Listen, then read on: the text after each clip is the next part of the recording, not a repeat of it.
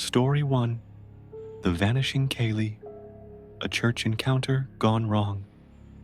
I was adrift in that strange limbo of early adulthood, living 30 minutes outside Manchester, New Hampshire. My recent breakup had left me feeling hollow, searching for something I couldn't quite name. My grandmother, a pillar of faith, invited me to church. It was a comfort, a grounding force. Then I saw her. Kaylee.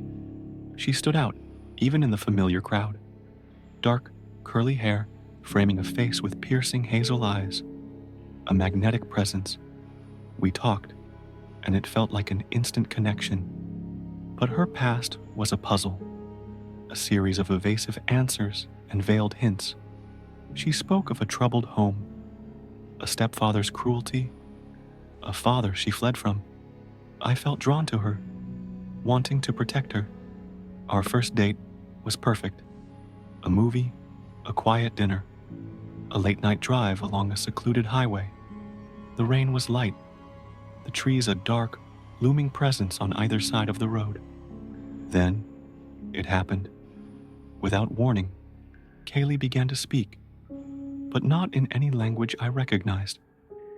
It was a rapid, guttural flow of sounds, like a twisted version of French. Her eyes rolled back, leaving only the whites, and her head seemed to vibrate. I swerved, narrowly avoiding a crash. Panic seized me. I pulled over, called 911, my voice trembling. As I waited, she snapped back to consciousness, her eyes wide with a terror I'll never forget. Before I could speak, she flung open the door and vanished into the woods. I searched, called her name, but she was gone. The police arrived, skeptical but thorough. I told them everything, every detail, but it was like she had never existed.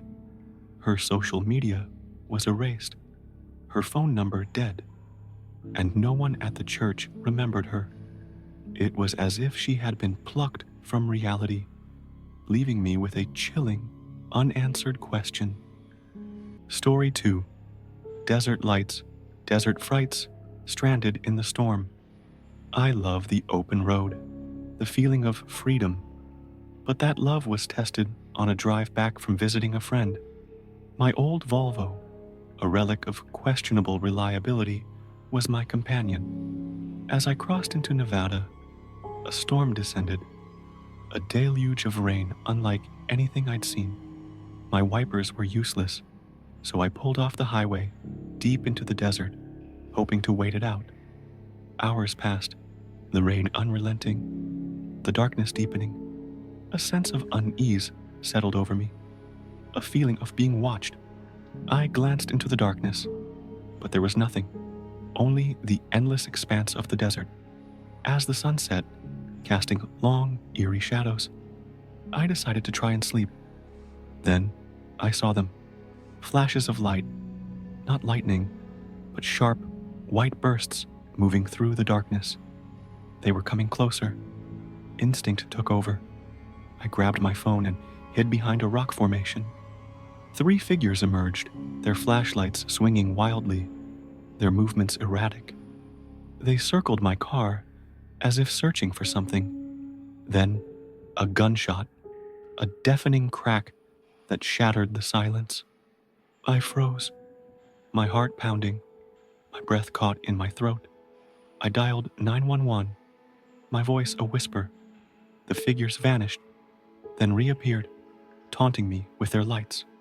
When the police arrived, they were gone. The officer listened, his expression grim.